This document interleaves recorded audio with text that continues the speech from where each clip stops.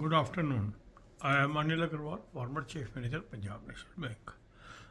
Since SBI PO notification came, everyone is shocked. Why so low vacancies? Now, if we look at the SBI staff strength, the total staff as at 31st March 2022 was 2,44,250. It has gone down to 31st March 2023 to 2,35,858. And on 31st March 2024, the staff strength has further fallen to 2,32,296. Now we are seeing this trend for almost every bank. The total staff strength is falling, business is growing, and still less people are being recruited. Now, this is a very disturbing trend,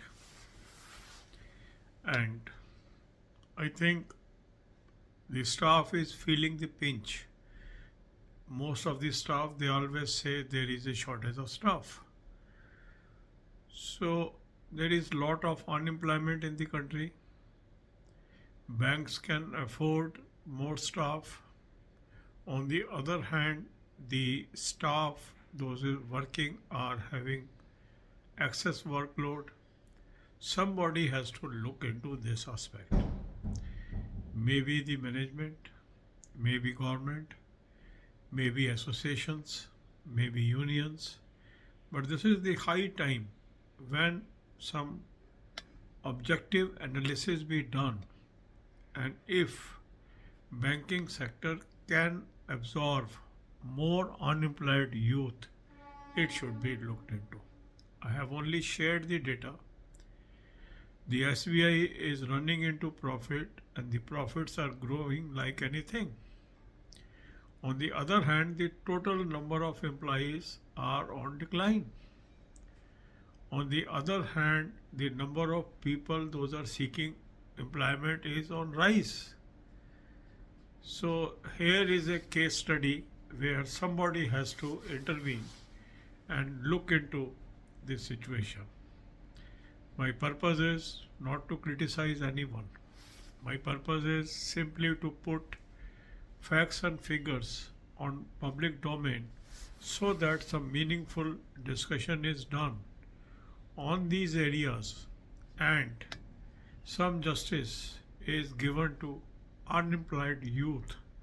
Those are struggling for the job despite acquiring good degrees, despite doing lot of efforts to get the job, despite working day and out. I think this is the high time when government should look into the areas where unemployed youth can be employed and without having any burden on government coffers, because banks are not paying salary out of government coffers. They are self-sustained. If their profitability is increasing, if they can absorb more employees, they should be allowed to take more employees, and they should help the society by reducing the menace of unemployment. This is my view. I am only making this view as a request. Now it is for the stakeholders to ponder over it. God bless you all. अब यही बातें हम हिंदी में करेंगे. जब से SBI PO का notification आया है, सभी लोग शॉक की स्थिति में हैं, और इसका हम कारण ढूंढने की निरंतर कोशिश कर रहे हैं. आखिर ऐसा क्या हुआ कि SBI PO में सिर्फ 600 वैकेंसीज, जबकि पिछले कई सालों से 2000 की रेंज में वैकेंसी आ रही थी.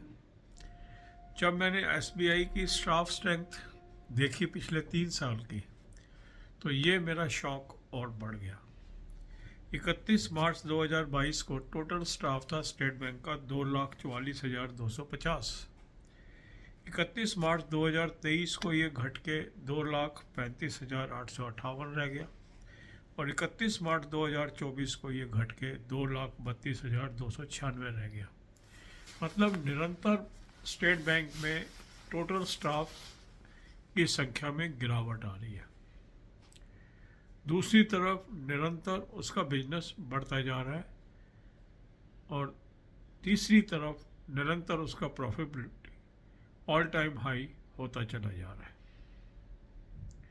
एक तरफ अनएम्प्लॉयमेंट बढ़ती चली जा रही है, एक तरफ वो ऑर्गेनाइजेशन है जो एम्प्लॉयमेंट दे सकते हैं और उस खर्चे को अफोर्ड कर सकते हैं बिना सरकार के ऊपर कोई दबाव डाले, क्योंकि बैंकों में जो सैलरी पे होती है वो बैंक के अपनी प्रॉफिटेबिलिटी से पे होती है।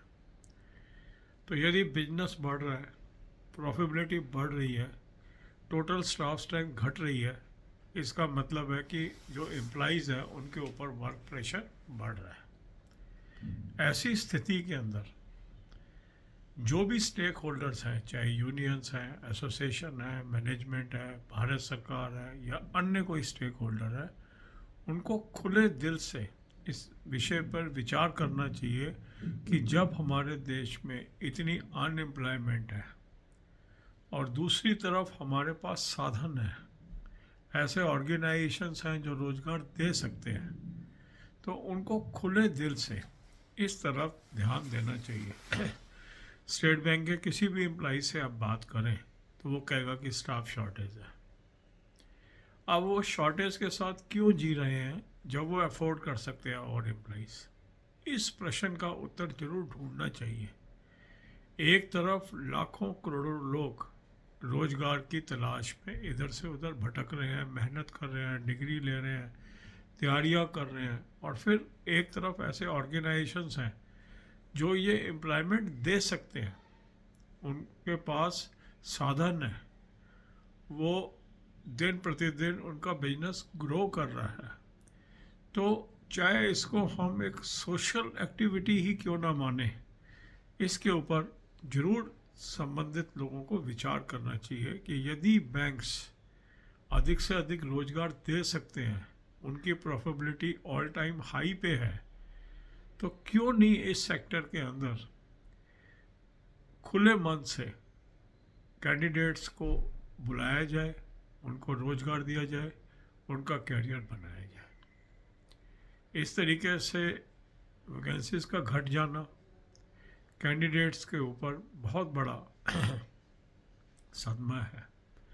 जो लोग सालों साल से तैयारी कर रहे हैं, मेहनत कर रहे हैं और ऐसी संस्था में आना चाहते हैं जहां पर वो उनको रोज़गार दे सकता है, और फिर अचानक उनको पता लगता है अब तो वैकेंसी ही घट गई, तो ये ज़रूर एक विषय है जो सोचना चाहिए।